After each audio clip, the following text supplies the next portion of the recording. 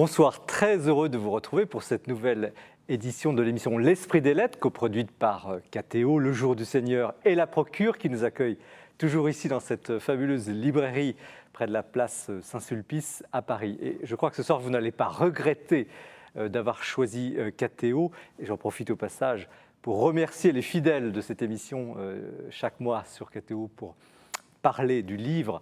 Vous n'allez pas regretter parce que nous avons 3 ouvrages de grande qualité qui posent à leur manière le problème de la présence des chrétiens dans cette société difficile où ils sont souvent décriés, parfois rejetés, et nous allons essayer de comprendre pourquoi. Tout d'abord avec vous, Père Thierry Dominique Combrèche, bonsoir. Bonsoir. Donc vous êtes dominicain, comme votre habit l'indique, et vous publiez chez Paroles et Silence un livre avec un titre un peu intriguant, L'évangélisation impertinente, guide du chrétien au pays des postmodernes. Alors, vous êtes à la fois docteur en théologie, docteur en philosophie, et vous posez en quelque sorte là le diagnostic d'une société dite postmoderne. On verra tout à l'heure pourquoi. C'est votre 14e ouvrage, et on pourrait dire que vous avez, avec la précision du chirurgien, vous analysez les problèmes de cette société qui a du mal avec le christianisme, parfois avec des coups de scalpel, vous n'hésitez pas. En tout cas, c'est très éclairant. La question de la présence du chrétien dans la société, avec vous, Xavier Lacroix, bonsoir. Bonsoir. Donc, vous publiez chez Bayard Le corps retrouvé, donner la vie, c'est la recevoir. Quand je dis problématique centrale, c'est la question du corps qui aujourd'hui, me semble-t-il, est le lieu du grand malentendu entre la société actuelle et le christianisme. Le corps incarné, le corps de chair, le corps différencié, homme-femme, et évidemment toute la question de l'homosexualité.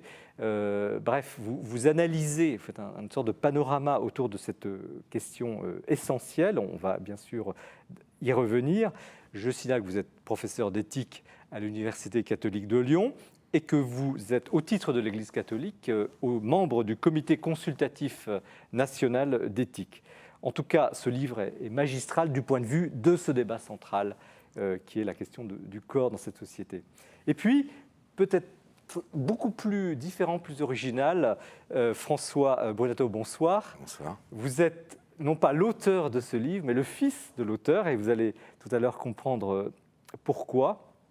Padre Pio, mon père spirituel, le destin extraordinaire du premier fils spirituel du stigmatisé, un témoignage inédit, effectivement, publié à l'Ormeron, qui est en fait l'histoire donc de votre papa, qui fut, dans les années les plus difficiles pour le Padre Pio, les années 20-30, un de ses premiers disciples laïcs, qui a joué un rôle décisif, on le verra, et qui montre aussi combien, parce que le Padre Pio à l'époque était combattu même par l'Église, combien cet extraordinaire de la mystique et peut-être aussi de la révélation du christianisme est difficilement compréhensible par des oreilles habituées de notre société.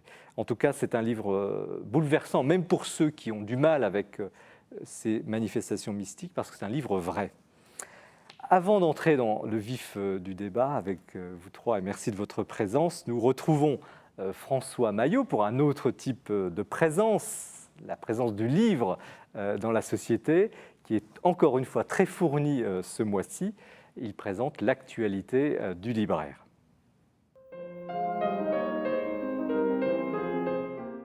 Dans les nouveautés de ce mois, je voudrais commencer par 3 figures du catholicisme du XXe siècle, 3 penseurs aujourd'hui disparus qui bénéficient d'une actualité éditoriale pour notre plus grande joie, en commençant par le cardinal Jean d'Agnelou, dont le Cerf réédite un texte absolument remarquable, L'oraison, problème politique. C'est un texte vraiment passionnant et crucial à 2 points de vue. Tout d'abord, parce qu'il explique combien la vie de prière, la vie d'oraison est absolument cruciale pour une vie apostolique. Et puis c'est une réflexion extrêmement percutante sur le rapport entre le christianisme et les autres religions. Vraiment, je vous conseille chaleureusement ce livre et vous pourrez retrouver le billet que nous avons commis sur le blog de la Procure à propos de l'oraison, problème politique de Danielou. Autre grande figure de théologien, de prêtre, Louis Bouilhet, dont le Cerf réédite l'œuvre, et le Cerf a bien raison de s'atteler à cette magnifique tâche, et arrive donc figure mystique féminine. Outre Adievitch d'Anvers, on retrouve essentiellement les figures du Carmel, avec Thérèse d'Avila, Thérèse de Lisieux, Élisabeth de la Trinité ou Edith Stein. Vraiment, vous allez vous régaler avec Bouilhet, c'est toujours absolument remarquable. Et puis, un penseur sans doute aujourd'hui un peu oublié, mais qui a eu beaucoup d'importance, c'est Jean Daujas, qui a été normalien, qui a connu un peu le tout Paris intellectuel, qui a été un immense pédagogue du catholicisme, et les éditions Téqui donc publient les mémoires de Jean Daujas. C'est une sorte d'ailleurs de libre parcours de sa vie, comme dans un journal, et je crois que ça peut véritablement être une lecture passionnante. En bref, quelques livraisons qui arrivent sur nos tables. De Aldo Maria Valli, aux éditions Saint-Augustin, un portrait de Carlo Maria Martini. De Monseigneur Michel Dubost, un livre sur un thème ô combien important, l'engagement, Grandir avec l'engagement chez Pygmalion. Un livre sur l'école catholique, À quoi sert l'école catholique? On doit ce livre à François Mogg, c'est chez Bayard. Et enfin, le prêtre psychanalyste Daniel Duigou continue ses méditations au désert chez Albin Michel avec À l'ombre de la tour de Babel.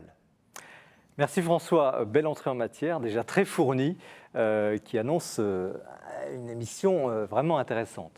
Père Thierry Dominique Humbrecht, donc vous publiez chez Parole et Silence L'évangélisation impertinente, guide du chrétien au pays des postmodernes. Alors impertinence pour impertinence, je trouve que vous êtes quand même, dès le début du livre, d'une sévérité quand même assez extrême avec les catholiques. Vous dites tout simplement, c'est pas compliqué, les catholiques dans une assemblée de débat, etc., ils sont faciles à trouver. Il est facile à trouver, il ne dit rien. Il ne dit rien. Vous dites même parfois que le catholique, il est penaud. Alors, qu'en est-il exactement? Mais oui, c'est celui qui ne dit rien, c'est celui qui estime que les autres ont raison parce qu'on le lui a appris. On lui a dit non seulement qu'il lui fallait être tolérant, mais on lui a dit que les autres avaient plus raison que lui. Et il a appris sur plusieurs décennies au fond, à ingurgiter beaucoup et à rendre peu. Je crois qu'on lui a appris à se taire, à ne pas parler, à ne plus annoncer. Et je crois que ça a sécrété un comportement, certes accueillant et tolérant, ce qui est bien, mais finalement assez palot. Et combien de fois les journalistes, les gens, les témoins en quelque sorte, sont surpris de la pâleur du discours chrétien. Et on retrouve ça dans un débat familial. Vous n'exagérez pas un peu quand même? Il y a quand même des catholiques ou des chrétiens qui font la une ou dont on entend parler un peu plus souvent que d'autres ou qui soutiennent des débats. Il y en a, mais proportionnellement, c'est tout de même insuffisant par rapport à la masse. Mais vous savez, je me suis aperçu après coup dans ce livre, et je bats ma coulpe, que Étienne Gilson, ce grand philosophe chrétien pour qui j'ai une vénération sans borne par ailleurs, mais je n'avais pas fait attention, qu'il avait déjà dit la même chose en 1934 dans un livre très oublié pour un ordre catholique. Et à un moment de son livre, il dresse la même litanie des gens qui parlent et à la fin, du chrétien, c'est celui qui ne dit rien. On est en 1934, son analyse pour la politique, pour l'école, le silence du catholique est déjà la même. Donc il n'y a pas de régression si on disait la même chose en 1934. Le problème est beaucoup plus profond. Il n'y a peut-être pas de régression, mais on s'y est bien enfoncé. Mais je crois qu'il y a eu quand même des éléments supplémentaires de silence. La catéchèse, par exemple, nous a appris à nous taire. Les témoignages affluent dans les écoles catholiques. Les seuls à croire et à dire qu'ils croient sont les enfants musulmans. Ceux qui se taisent, on peut deviner qu'ils sont vaguement chrétiens. Mais Père, est-ce que c'est un livre de réaction?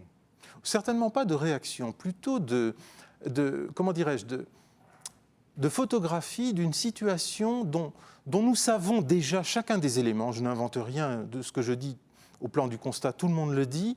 Mais peut-être nous refusons-nous à poser des lois générales, à faire un bilan général en disant, ben voilà, finalement, les chrétiens sont majoritaires dans leur pays et ils ne le sont plus, car culturellement, ils ont été chassés de la première scène, mais ils continuent à fonctionner comme s'ils étaient une majorité. Alors la majorité silencieuse est devenue minorité silencieuse, ce qui est la pire des situations. Est-ce que ce n'est pas un excès de timidité ? Si, c'est de la timidité, mais cette timidité s'explique. Je crois qu'elle s'explique par une attitude théologique. Pendant 40 ans, on nous a dit d'être le levain dans la pâte, de nous taire, de ne pas parler, et nous l'avons fait. Le problème, c'est qu'à l'époque, tout le monde était chrétien, vous voyez ce que je veux dire, c'est une hyperbole. Dans une chrétienté saturée, se taire, c'est encore dire quelque chose. Il y aura toujours quelqu'un pour décrypter qu'en fait, vous êtes chrétien. Mais aujourd'hui, 3 générations après, plus personne ne sait décrypter. Je crois que les petits-enfants actuels de ceux qui se sont tus il y a 40 ans ne sont plus baptisés. Quel a été le déclic de ce livre ? Parce qu'un jour, vous avez dit, c'en est trop, il faut vraiment stimuler les chrétiens à sortir un peu de leur... Bon, il y a eu un déclic qui ne cave. venait pas de moi, c'est que c'est la communauté de l'Emmanuel qui m'avait invité à en parler à des jeunes, enfin à des étudiants. J'avoue que sur le moment, j'étais À parler de ce problème du silence des chrétiens ? Le problème de la situation silencieuse des chrétiens dans un monde postmoderne, avec ce mot-là qui est un peu effrayant si on veut. Donc j'ai appelé postmoderne un monde déstructuré. On va y venir après. On va y venir après. Donc ça a été une stimulation. Maintenant, c'est vrai que ces questions-là, je les porte depuis longtemps, peut-être d'une certaine manière, depuis ma propre enfance, c'est-à-dire j'appartiens à une génération d'âge qui a vu se mettre en place la catéchèse du silence, l'évacuation d'une liturgie pédagogique, la régression de la foi dans des lieux chrétiens, et en même temps l'aveuglement de chrétiens très installés dans le système qui à la fois prônent le silence mais n'en vivent pas, car eux-mêmes sont sous les feux des projecteurs. Alors on a compris où vous y allez, il n'y a pas de faux semblants. Est-ce que c'est ça qui vous a inspiré pour choisir ce titre, l'évangélisation impertinente ? Est-ce que les chrétiens doivent être impertinents ? Impertinent au sens où d'abord ils pourraient récupérer un petit peu de panache, je n'ose dire d'humour, oui, de légèreté dans la profondeur. Le discours chrétien pêche par un excès de sérieux et souvent défaut de profondeur théologique. C'est pas concret, c'est pas théologique, un peu comme un sermon normal. C'est sans style, sans goût. Vous savez très bien à quel moment vous allez vous endormir et malheureusement, moi aussi. Attendez, tous les sermons ne sont pas comme ça quand même. Non, mais enfin, nous sommes quand même... Vous savez, un sermon est réputé bon, et c'est quelque chose qu'on entend souvent, lorsqu'il y a quelqu'un qui a dit « Ah, il y avait une phrase de bonne dans votre sermon, j'ai dormi tout le reste du temps », c'est ce qui est sous-entendu. C'est ce qu'on vous dit à vous ?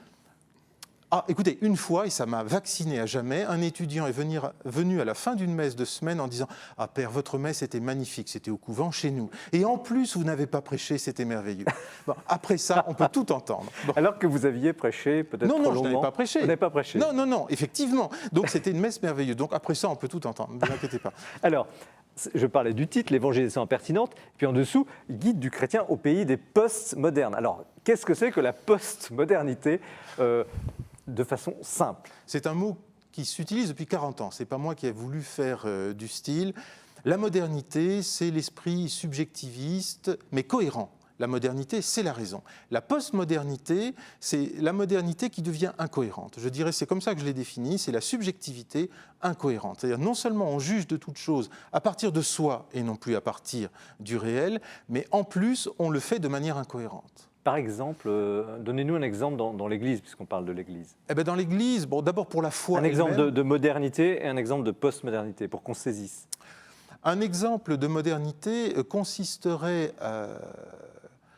comment dirais-je, à prendre position dans l'Église de manière critique. Donc, avec ma raison, je critique, par exemple, la position du pape, par exemple, la théologie, etc. Mais j'essaie d'élaborer une réflexion cohérente, structurée, argumentée. Ça, c'est la période des années 60-70. On est gorgé de tradition, on est gorgé de culture chrétienne. Même quand on critique, on est entre gens solides qui savent parler, qui savent argumenter. C'est la génération 68, d'une certaine manière. Bon. La génération postmoderne, c'est la génération des enfants et petits-enfants 68A. Donc elle commence dans les années 80, 90. Oui, c'est pas net, mais on peut dire nous y sommes. Hein, ça a été progressif. C'est une génération qui n'est pas révoltée. C'est une génération qui n'est pas cultivée, qui n'a aucun repère religieux, qui ne sait pas argumenter, qui réagit de manière extrêmement affective et qui se sent blessée dès qu'on utilise un mot compliqué dans la phrase. Et donc, ça rend extrêmement difficile des repères nets, une discussion. Et c'est une génération bienveillante. sympathique, mais finalement peu équipée. Et peu équipée parce qu'elle a été sous-équipée par les générations qui la précédaient. Alors vous reconnaissez que vous êtes sévère? Oui, oui, mais parce que pour moi les résultats sont graves. Quand on dit qu'en 1969, au lendemain de 68 quand même, un Français sur 3 va à la messe tous les dimanches, et qu'aujourd'hui on est entre 2 et 6%, que l'école catholique, pour une large part, s'est sabordée, sans nécessité, qu'une transmission a été délibérément rompue par des gens eux-mêmes très inscrits en quelque sorte dans une large culture chrétienne et une culture humaine.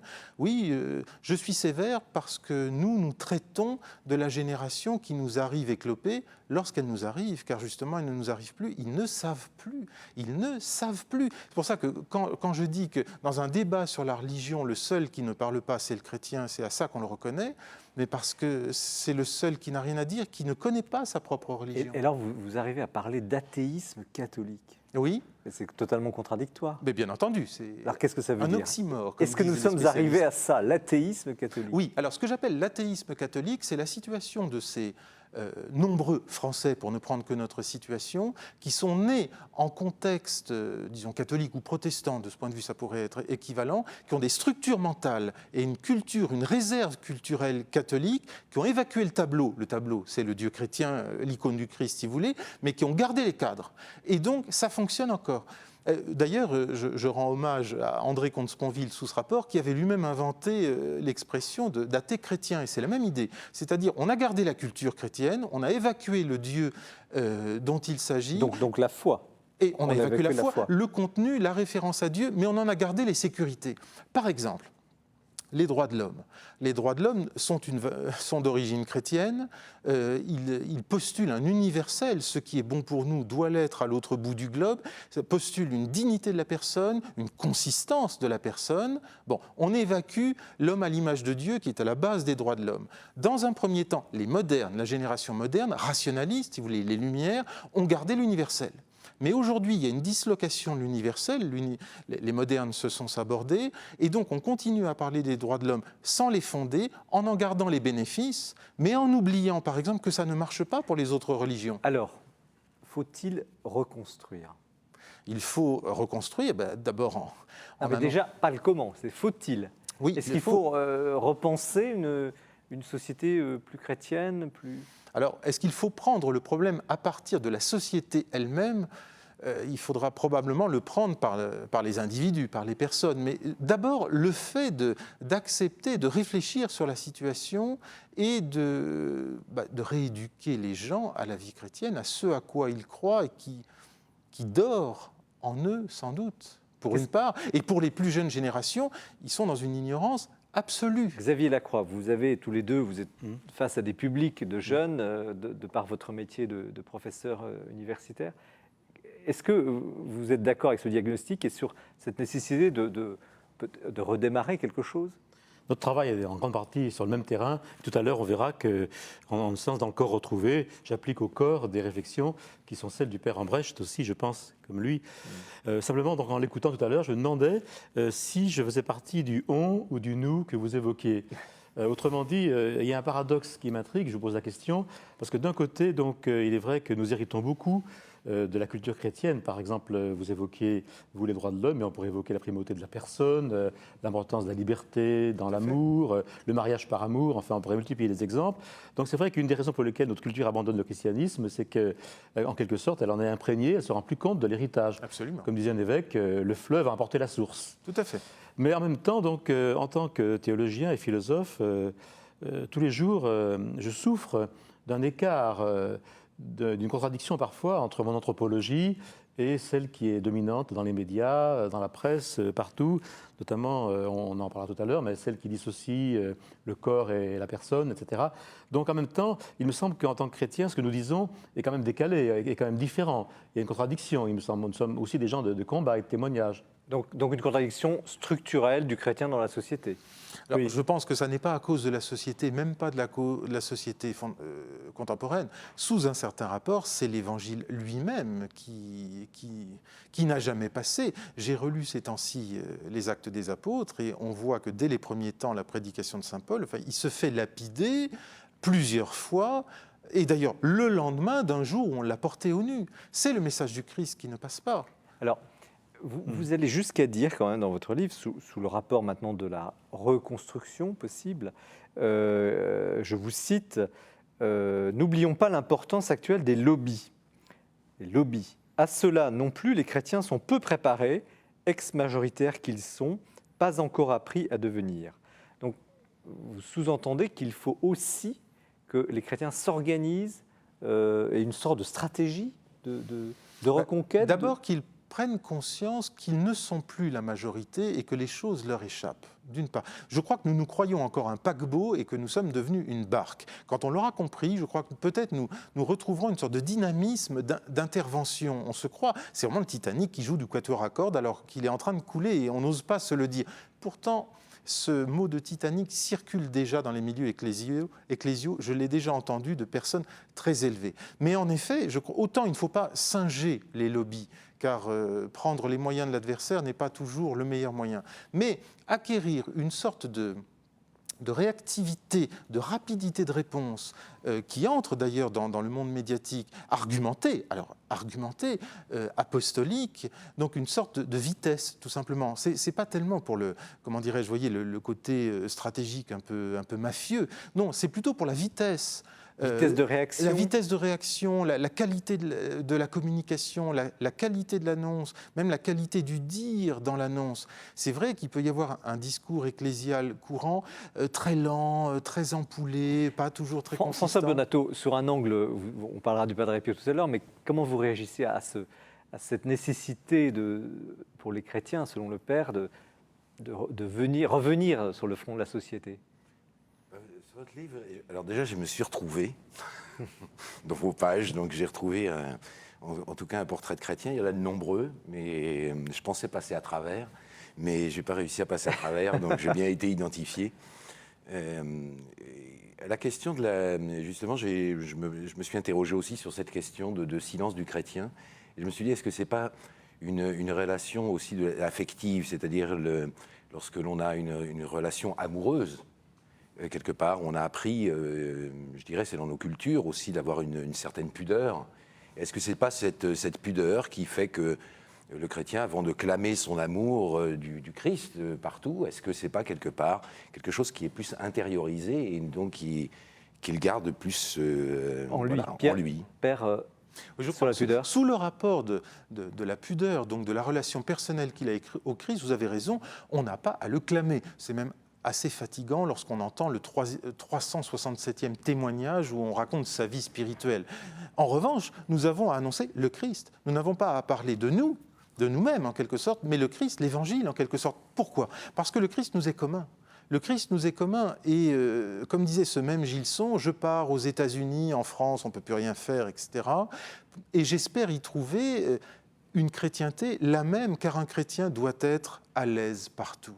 Donc, y trouver la même foi, la même liturgie, quelque chose qui justement nous fédère. Nous ne nous racontons pas nous-mêmes, nous annonçons l'Évangile lui-même. C'est lui qui nous tire vers le haut. Et c'est ça qui nous met à l'aise. Père, vous avez dit tout à l'heure que Gilson, en 1234, établissait un diagnostic similaire. Qu'est-ce que évangéliser ? Est-ce que ce n'est pas, au fond, excusez-moi, une tarte à la crème un peu postmoderne, puisqu'on en parle beaucoup, la nouvelle évangélisation, il va y avoir un synode à Rome en octobre là-dessus. Mais qu'est-ce que ça veut dire évangéliser ? Ça veut dire annoncer l'évangile avec des mots, avec des paroles. Et je crois que ça n'a rien de neuf par rapport à l'évangile lui-même, mais je crois que c'est une rupture de ton par rapport à un certain pli que nous avons pris dans les 50 dernières années où il s'agissait de ne pas parler justement, d'être présent, de faire des choses, d'être là, de se donner avec beaucoup de générosité. Je crois que les générations que je pointe parfois avec une certaine férocité, je n'oublie pas qu'elles se sont beaucoup données. Vous le reconnaissez quand même, vous êtes féroce oui, parfois. Mais bien sûr, mais il faut... Enfin, ça donne beaucoup de sel au livre. Mais oui, enfin, les livres chrétiens qui nous tombent des mains, il y en a des pyramides. Enfin. Xavier Lacroix, qu'est-ce que ça donne quand on est au comité consultatif national d'éthique, où vous êtes au titre de l'Église catholique, donc censé donner des avis sur des sujets très importants, Justement, devant un public et des spécialistes qui ne le sont pas. Alors, l'évangélisation, Comment vous vivez Donc, ça? je me posais la question justement, parce que donc c'est pas si simple quand on est dans une enceinte comme le Comité national d'éthique ou d'autres d'ailleurs, évangéliser, annoncer le Christ. J'avoue franchement que j'ai du mal à voir, parce que bien souvent il y a beaucoup d'intermédiaires, de médiation, il y a une anthropologie, il y a des débats fait. philosophiques. Mais Je veux dire, Jésus est ressuscité, Jésus est le Fils de Dieu, ce serait un raccourci un petit peu rapide. Hein. Je suis entièrement d'accord avec vous. Là, je parlais d'annoncer le Christ déjà dans des lieux qui sont chrétiens, et ce sont les lieux où on n'a pas annoncé le Christ, paradoxalement. Mais en effet, dans des lieux qui sont déjà loin, profanes, laïques, enfin, voire rétifs, voire extrêmement méfiants, car c'est le cas de notre société, il faut les intermédiaires que vous dites, et les intermédiaires notamment rationnels. Or, et cela suppose donc que les chrétiens accèdent à une certaine qualité de pensée, à une qualité rationnelle, et je crois que là aussi, il y a beaucoup à faire. Et pourtant, vous êtes assez mesuré. Alors, d'un côté, vous dites la visibilité. Vous dites, par exemple, la vie chrétienne envisagée à la stricte condition qu'en toutes circonstances, elle se cache. On ne va pas revenir là-dessus. Mais en même temps, vous donnez des conseils dans le cadre professionnel. Justement, vous dites que ce n'est pas la peine de trop la ramener, si j'ai bien, Oui, bien sûr. lu. Et bien sûr, tout ensuite sera gradué selon les circonstances, parce que si le but est d'annoncer le Christ, les moyens, eux, doivent être mesurés, rationnels, gradués, non seulement dans les milieux eux-mêmes, mais de personne à personne. Mais c'est très différent d'être discret par nécessité en essayant d'avoir un vrai débat rationnel avec des gens qui n'ont pas la foi, et de se dire il ne faut pas se poser en situation d'annonce. Est-ce que ce n'est pas une chance finalement, cette situation parce qu'il y a le thème de la contre-culture. Certains disent finalement aujourd'hui le christianisme se pose en contre-culture. Certains le disent, je crois qu'ils sont rares, et je crois que et je ne sais pas si c'est une bonne chose en tout point, en tout cas nous n'avons pas pris l'habitude de nous situer en contre-culture, je crois que nous avons pris massivement en tout cas l'habitude inverse. Nous avons pris, et c'est ça qui me chagrine un peu d'une certaine manière, je ne dis pas qu'il faut être en contre-culture, pour certaines choses au contraire il faudra être la culture, l'embrasser, la supporter, l'intégrer, que sais-je, mais nous avons pris l'habitude de suivre. Xavier Lacroix, la contre-culture, vous êtes en plein dedans, parce qu'on va le voir tout à l'heure, sur des sujets très sensibles. Vous devez expliquer, contredire, débattre. Donc c'est pour moi un point d'interrogation justement. C'est pour moi un point d'interrogation. Ouais. Parce que je me rends compte effectivement qu'il y a un décalage entre ce que nous affirmons, bien souvent, et la culture ambiante.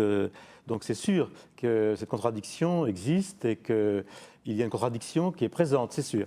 Mais en même temps, donc, j'imaginerais mal que entre chrétiens, que l'on se referme sur une communauté qui serait un communautarisme, Tout à fait. avec une culture chrétienne minoritaire, certes, mais un peu dans un bastion, quoi.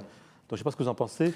Je suis tout à fait d'accord. Alors, qu'il faille un minimum de communauté chrétienne, c'est aujourd'hui nécessaire pour sauver ce qui peut encore l'être.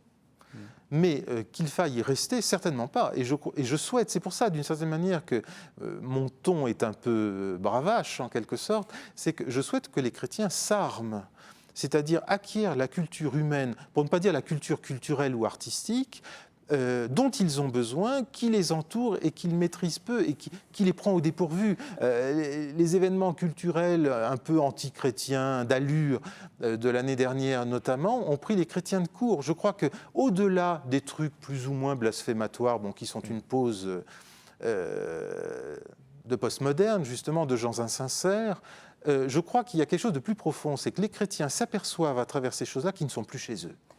Alors, ils ne sont plus chez vous eux. prenez l'image très, très, très sautillante du bouquetin. Et c'est ma dernière question. Vous dites le chrétien aujourd'hui sur ce terrain, c'est un terrain glissant comme les bouquetins en haute montagne, mais ils s'accrochent, ils glissent, ils repartent.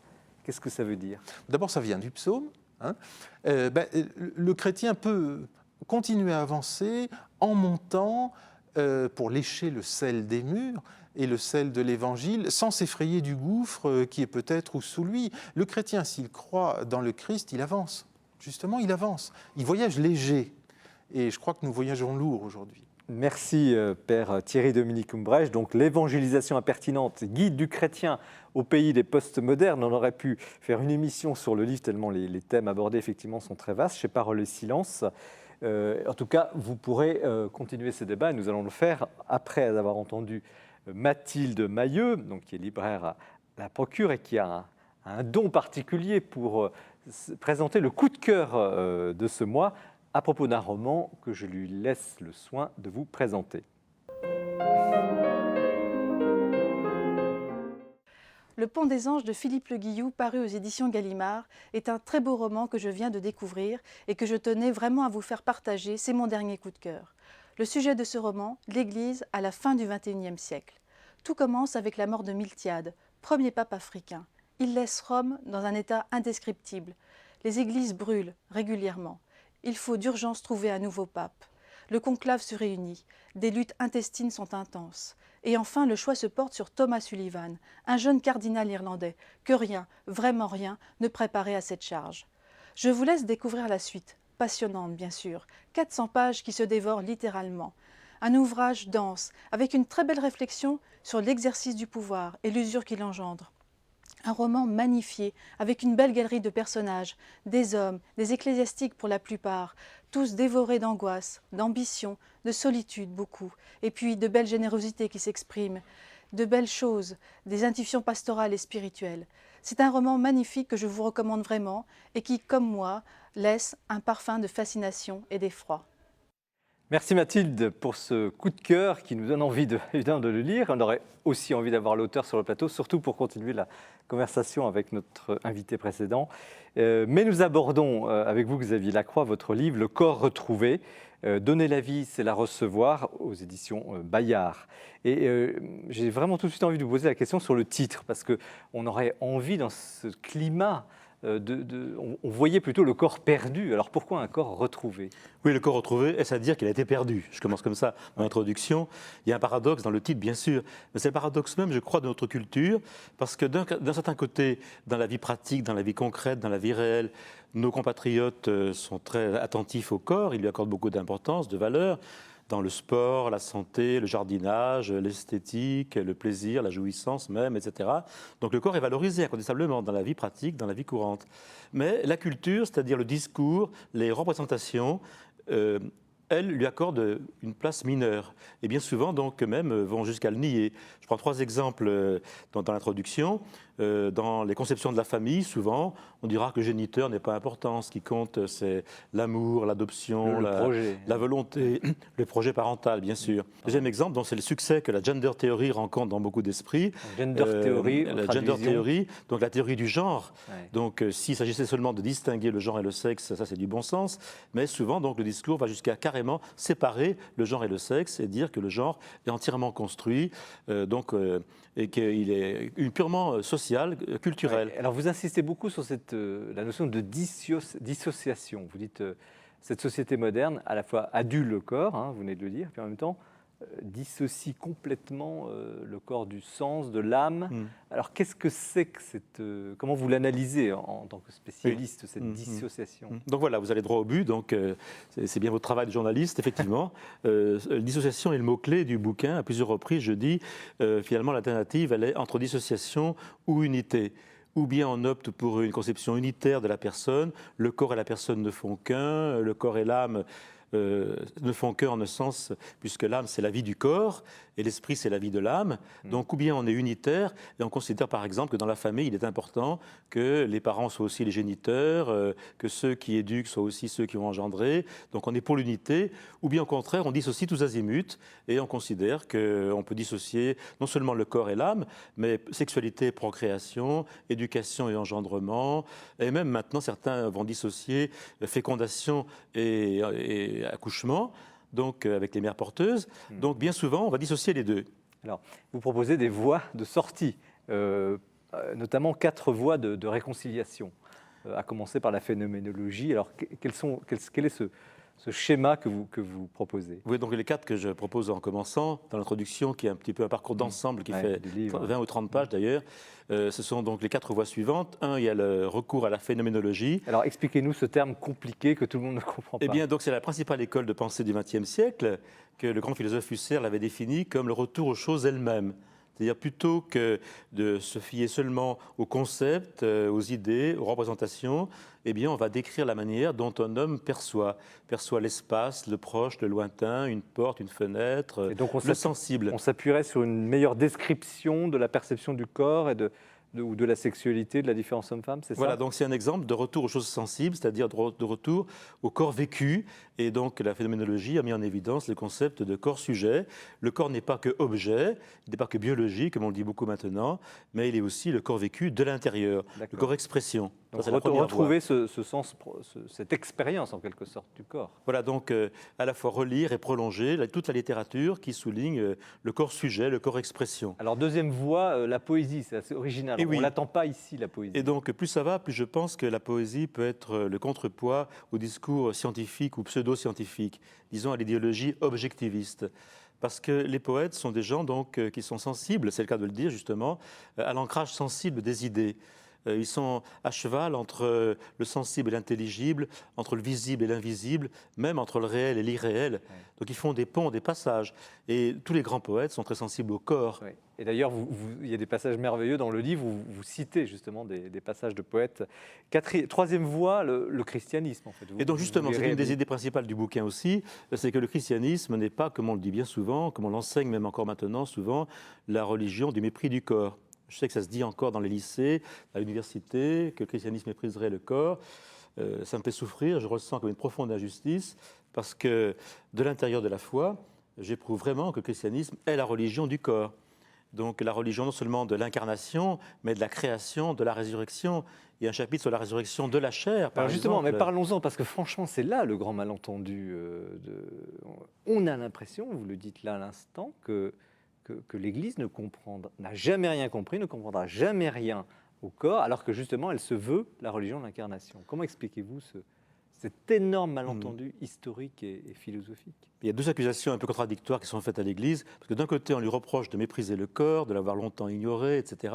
Et de l'autre, aujourd'hui, quand on dit que l'embryon est à respecter ou que les relations sexuelles ont une incidence éthique, ne sont pas faites en dehors de tout contexte, on nous accuse, j'ai souvent entendu, de sacraliser la vie. Donc, de façon de sacraliser le corps. Donc, dans les débats actuels autour de la sexualité, de la procréation, de la famille même, j'ai remarqué que l'Église est la voix qui dit attention, attention, le corps a de l'importance. La chair, le corps vécu de l'intérieur a de Oui, mais l'importance. elle n'est pas crédible, ce faisant. Quand elle dit ça, l'Église dit, mais attendez, qu'est-ce que vous nous racontez? Vous n'y connaissez rien. Ben justement, donc on peut montrer que quand on dit que le corps a de l'importance, on ne sacralise pas la vie de manière archaïque, primaire, primitive. On ne dit pas que la vie animale, c'est l'absolu. On n'est pas fou. On sait très bien qu'il y a la vie de la liberté, la vie de l'esprit. Donc simplement, on dit que tout en passant par la liberté, par la culture, par le langage, ce qui nous vient du corps, des sens, des sensations, est source de valeur. C'est assez moderne quand même, ou post-moderne, cette redécouverte, enfin, ce discours nouveau sur le corps de l'Église. Dans le domaine du corps, de l'amour, du mariage, je rejoins entièrement l'analyse du père Humbrecht qui dit que l'Église dépend beaucoup de la modernité en un sens, puisque même ce que disent les papes, ce que disent même les journaux les plus conservateurs des milieux catholiques, est très très moderne finalement, parce que l'Église reçoit beaucoup de la modernité, notamment quand la modernité dit que la personne c'est important, la liberté c'est important, la conscience c'est important. Mais simplement, donc, elle continue à être attentive à la source de tout cela. Et la source de tout cela, c'est que le corps est animé par l'esprit.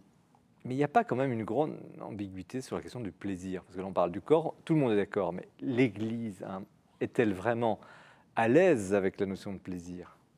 Je parle de plaisir corporel, de plaisir sexuel. On a l'impression que là-dessus, il y a une gêne. Non, parce que l'Église, c'est nous, c'est les milieux catholiques, c'est les équipes Notre-Dame, par exemple, c'est le clerc, etc.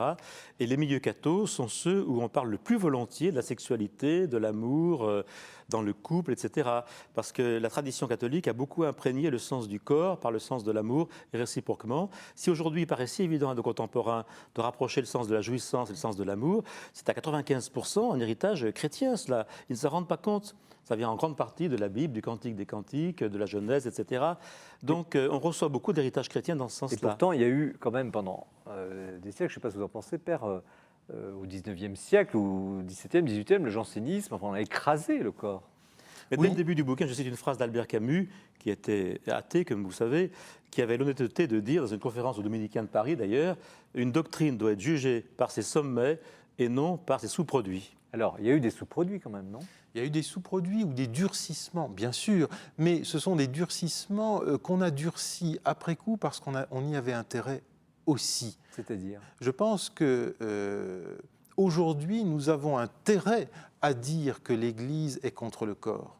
D'ailleurs, au fond, ce n'est pas le corps en tant que tel qui est en cause. C'est le péché sexuel, c'est à ça qu'on pense. Le reste du corps n'intéresse pas. C'est est-ce que j'ai le droit de disposer de ma sexualité dans tous ces désordres possibles sans qu'il se trouve quelqu'un pour m'embêter? Je crois que la vraie question, c'est celle-là. Donc, or, mon péché, c'est comme ça que les gens réagissent de manière très simplifiée et non chrétienne. Le péché, c'est dans le corps. Or, je fais ce que je veux de mon corps, donc je pêche. Donc l'Église est contre le corps. Vous voyez, c'est des choses aussi brutasses Et que pourtant, ça. ce n'est pas ça. Mais alors, Et pourtant, ce n'est pas ça. Alors expliquez-nous cette réconciliation de l'Église avec le corps et le plaisir. Parce que les sommets dont je parlais tout à l'heure, donc c'est la Bible d'abord, et j'ai souvent dit à des conférences devant des publics très variés, trouvez-moi dans la Bible une seule page qui dise que le corps ou le plaisir sont méprisables. Non, dans la Bible, le corps, l'amour, tout cela va ensemble, aussi bien dans la Genèse que le Cantique des Cantiques et bien d'autres livres encore. Ni la Bible, ni les grands auteurs chrétiens, Saint Grégoire de Nazianze, Saint François de Sales, eux ont montré la valeur du plaisir et du corps.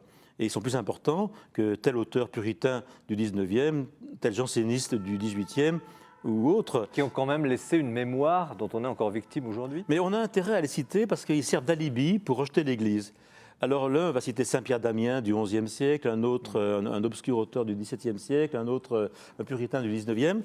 On ne connaît que ça. Ils rendent bien service parce qu'ils permettent de dire l'Église est disqualifiée pour parler de l'amour. Alors il y a une image très très lumineuse dans votre livre à propos justement de l'incarnation. Vous dites, dans la tradition chrétienne, on parle d'une âme qui s'incarnerait dans un corps. Et dans la tradition juive, donc éminemment biblique, c'est le corps qui est animé par ce que vous appelez le souffle saint, qui est cet acte créateur permanent. Et ça, je trouve ça très intéressant pour saisir la densité de ce corps animé, qui n'est pas seulement biologique ou spirituel. Oui, c'est une des idées centrales du livre, surtout si on prend sous l'angle théologique, parce qu'un début du bouquin, c'est d'articuler la philosophie et la théologie. Et un des points centraux, justement, c'est la citation d'un bibliste, anglais d'ailleurs, Robinson, qui disait « L'idée hébraïque de la personnalité est celle d'un corps animé et non pas celle d'une âme incarnée ». C'est très central, ça. Donc, tant qu'on dit âme incarnée, c'est ambigu, parce qu'on peut avoir l'image d'une âme qui s'incarne, qui tombe du ciel, qui descend dans un corps, modèle platonicien. Tandis que le corps animé, c'est vraiment le modèle biblique. L'Éternel souffla dans la glaise une haleine de vie, et elle devint une nefesh chaya, une âme vivante. Donc dans la glaise, dans la chair, l'esprit souffle, et la chair devient âme. L'esprit est vraiment la vie de l'âme, de l'intérieur. Père, qu'est-ce que vous en pensez? Il me semble que la mise en opposition n'est pas juste, parce que dire que l'homme est fait d'une âme incarnée, ce n'est pas la position chrétienne, et ça ne l'a jamais été, car en effet, il s'agirait alors d'une sorte de chute. Ça n'est pas ça. Mais c'est l'impression qu'on en a. Mais l'impression qu'on en a et qu'on tire d'où? Je pense d'une vision délavée du christianisme. Ça n'a jamais été la position chrétienne. Ça a été plutôt des positions hérétiques. À la Origène, justement, l'âme est tombée dans le corps du fait d'un premier péché, ce qui n'est pas du tout la position chrétienne. Bien au contraire, la position chrétienne a toujours été incarnée. Je crois qu'il ne faut pas non plus trop suivre, là, de ce point de vue, au plan de notre rhétorique de récupération, en disant l'Église se fait moderne en disant que le corps est important, elle ne fait que récupérer son propre bien, d'une certaine manière. C'est au contraire elle qui l'a toujours dit. Et je ne suis pas sûr qu'aujourd'hui, dans une époque, disons, de sexualité débridée, on fasse tellement honneur au corps. En réalité, on veut vivre selon les lois du plaisir immédiat, mais qui parle du corps? Qui parle de la sexualité dans le contexte non chrétien? Personne, tout le monde se tait. Oui, une façon d'être pour la sexualité libérée, par exemple, qui revient à dire trouver la jouissance, peu importe le contexte, pas besoin d'un contexte éthique, ni d'engagement, ni d'alliance, ni de fécondité. Ce qui compte, c'est la jouissance. Donc on coupe la jouissance de son contexte. Absolument. À mon sens, c'est une façon, comme vous le dites, de prendre le corps à la légère. Alors à propos d'engagement, vous avez des pages sur les différents sujets, on va essayer de les passer rapidement mais essentiellement en vue. La question des divorcés remariés, des divorcés puis des divorcés remariés que vous abordez en prenant en compte justement les contraintes de notre société, ces lois, mais aussi en rappelant la position de l'Église. Et vous essayez de trouver une voie pour justement sortir du malentendu ou d'une certaine souffrance. Oui, c'est un chapitre donc, où je commence longuement par rappeler le sens de la discipline de l'indissolubilité. Et donc, comme vous l'avez- Indissolubilité du mariage. du mariage, bien sûr. Donc, comme vous l'avez rappelé à l'instant, je rappelle que c'est une des paroles les plus sûres et plus originales et authentiques du Christ. Le Christ a demandé de ne pas se remarier si on divorçait. Dans Matthieu 19, dans Marc 10 et parallèle, on trouve 5 fois dans le Nouveau Testament. Donc je commence par beaucoup souligner cela et je dis le sens que cela a, parce que heureusement que ça a du sens de s'engager pour la vie avec quelqu'un. Si on perdait cela, on perdrait gros. En même temps, donc, dans un deuxième temps, je m'interroge sur la discipline ecclésiale et je me demande s'il n'y a pas d'issue, pas de solution à la contradiction entre d'un côté l'affirmation de la loi, de l'autre la miséricorde. Je cherche comment et qui ouvrir une repousse brèche. beaucoup de gens, Voilà. de gens qui disent mais Voilà. l'Église ne comprend rien. Voilà. Donc je distingue la discipline elle-même et puis la pastorale sacramentaire qui pourrait être un petit peu différente. Donc j'ouvre une hypothèse, mais qui n'est qu'une hypothèse de recherche, où après avoir marqué le coup, pendant X années, peu importe le chiffre, de jeûne, de pénitence, de non-accès à l'Eucharistie, on pourrait être réconcilié avec l'Église. Dans la Mais ce mesure n'est qu'une où, hypothèse de recherche. où la justice serait aussi vis-à-vis de la personne lésée, l'épouse ou l'époux délaissé, les enfants seraient rétablis. Voilà, aussi, parce que la hein. difficulté, C'est bien beaucoup sûr, de- c'est la reconnaissance des devoirs envers la première épouse, des devoirs envers les enfants, de la contradiction avec une parole de l'Évangile, de la permanence du premier lien. Et tout cela comme toile de fond, bien sûr. Père, qu'est-ce que vous en pensez de ce genre de... Je résiste à l'idée d'une discipline. Justement, on n'est pas dans l'ordre de la discipline, c'est-à-dire d'une sorte de loi semi-punitive ou semi-guérissante qu'il faudrait simplement appliquer, auquel cas il y a la loi purement volontaire et il y a donc les exceptions de la miséricorde. Ça, je crois que c'est une conception très moderne et tardive, décadente de la loi, postérieure à Guillaume d'Occam, que je récuse. La loi, comme disait saint Thomas, il avait raison sur ce point, elle n'est loi que si elle est fondée en raison, c'est-à-dire fondée en vérité. Son caractère obligatoire en découle. Et donc, comme vous l'avez dit, si je puis dire, pourtant, fort justement, c'est la parole du Christ. C'est la parole du Christ, ce n'est pas une discipline de l'Église, c'est le Christ lui-même qui nous dit, là il y a une vérité très profonde, là il y a un mystère, et d'une certaine manière, l'Église ne se reconnaît pas le droit de changer la parole du Christ. Je crois que le débat, il porte d'abord, en quelque sorte, sur le caractère évangélique de la situation. Ce n'est pas une discipline comme, punitive, ce n'est pas une prison. Même si c'est très difficile à comprendre aujourd'hui, et de fait, on comprend Mais bien mieux sûr. en lisant votre livre, parce qu'on Oui. saisit l'ensemble de la... Mais il y a un autre sujet, il faut que nous avancions, qui est aujourd'hui très actuel et que vous abordez avec également beaucoup de profondeur, la question de l'homosexualité, du mariage homosexuel, de l'adoption par des couples homosexuels, qui va être dans l'actualité maintenant, c'est dans les semaines et mois qui viennent. Alors, vous analysez, mais vous dites non. Oui, donc je suis de ceux qui sont très réticents à l'idée d'instituer le mariage homosexuel ou l'adoption par des couples homosexuels, et a fortiori donc l'accès au Et PMA. pour quelle raison essentielle? Eh bien, la principale raison, c'est que je suis attentif à l'enfant et au bien de l'enfant. Et en profondeur, l'enfant a besoin de deux parents. Parmi les biens élémentaires pour un enfant, il y a le fait d'avoir un père, homme, masculin, et une mère, femme, féminine. Et donc, je fais une différence entre faire face et organiser. Faire face dans la vie, bon, les gens font ce qu'ils peuvent, et si j'avais accompagné, à aider, je le ferais, bien sûr. Mais organiser, c'est vraiment instituer, prévoir d'avance, dans le cadre de la loi, que désormais, des dizaines de milliers d'enfants auront deux papas ou deux mamans. Et je souligne le fait que ça revient à diluer le sens du mot papa et du mot maman. Parce que s'il n'y a pas l'ancrage corporel, si ce n'est pas celui qui a donné la vie et celle qui a accouché, le mot père et le mot mère deviennent très vagues. Qu'est-ce que vous en pensez, M. Brunato? Ces arguments sont convaincants? J'ai trouvé dans votre livre déjà ça permet de repositionner un peu, de redonner un sens aux mots. Parce que je trouve que c'est. Mais ça rejoint un peu la discussion de tout à l'heure. Je pense qu'on est noyé dans alors pardonnez-moi, mais quelquefois un peu trop dans de la philosophie. Oui, mais vous n'êtes pas philosophe, vous n'êtes pas théologien. Alors ça tombe bien. Je ne suis ni philosophe, Là, nous ni avons- théologien. Et parfois, j'aimerais mieux peut-être un peu plus de théologie et moins de philosophie. Parce que votre ouvrage a le mérite de disséquer chacun des mots et de leur donner vraiment, de les ramener à leur sens premier. Mais combien de personnes aujourd'hui se livrent à cette démarche? C'est-à-dire que c'est un travail pour arriver, je dirais, à la publication d'un tel livre, enfin d'avoir un niveau de connaissance dans cette terminologie. Ce sont des années de travail ou des années de culture. Et moi, je pense que il faut effectivement redonner du sens aux mots, et peut-être justement, peut-être on parlait tout à l'heure, peut-être avec le sacré aussi, de redonner une valeur vraie, parce qu'aujourd'hui, même le sens même de valeur, où est la valeur aujourd'hui ?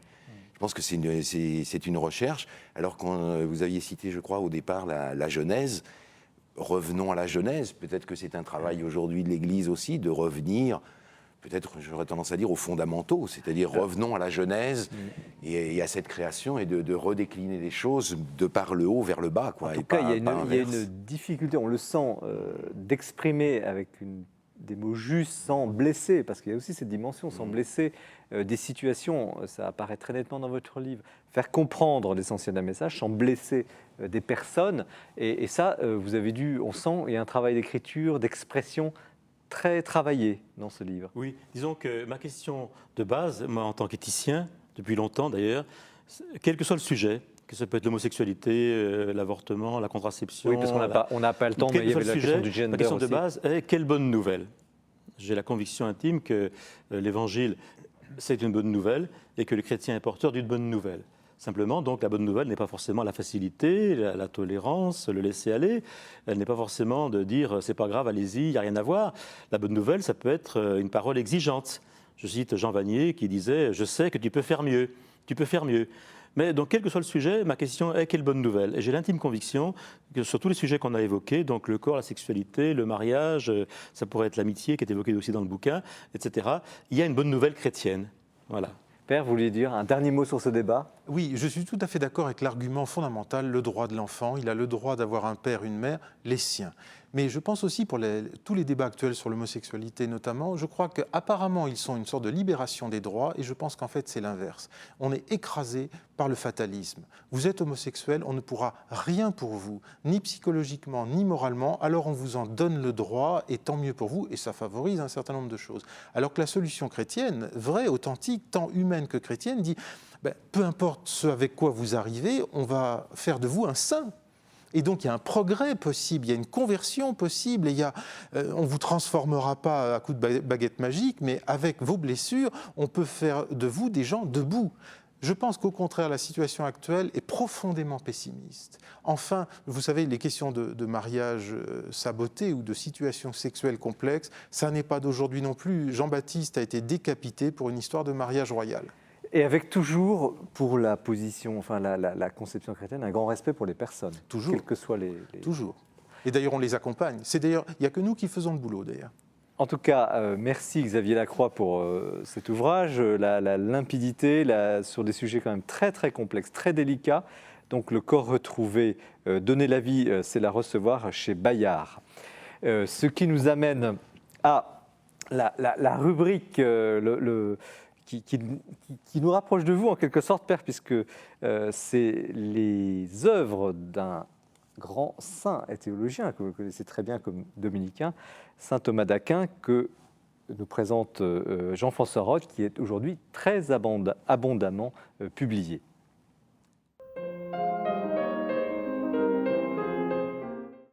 Il est parfaitement insensé, je vous l'accorde, de vouloir présenter saint Thomas d'Aquin dans le cadre de cette courte chronique. Mais en même temps, passer à côté des très grands auteurs par une sorte d'excès de révérence intimidée, eh bien c'est injuste à leur égard et surtout c'est très dommageable pour nous. Alors, approchons-nous avec simplicité de ce grand maître. D'abord, quelques données biographiques. Thomas d'Aquin est un homme, vous le savez, du XIIIe siècle. Il est né en 1225, juste 10 ans après que saint Dominique ait eu fondé les frères prêcheurs. Cadet d'une famille aristocratique près de Naples, il est donc destiné à la cléricature, si bien que sa famille le confie comme pupille au Mont Cassin, dans l'idée qu'il en deviendrait le bénéficiaire et l'abbé.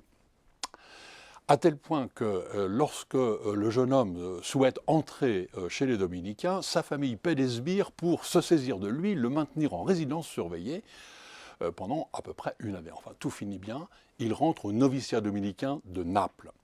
Et là, aussitôt, sa vigueur exceptionnelle, sa vigueur intellectuelle exceptionnelle fait qu'on le destine tout de suite à la grande université prestigieuse du moment, donc l'Université de Paris, où il suit tout le cursus pour devenir maître en théologie selon ce que l'on connaît bien.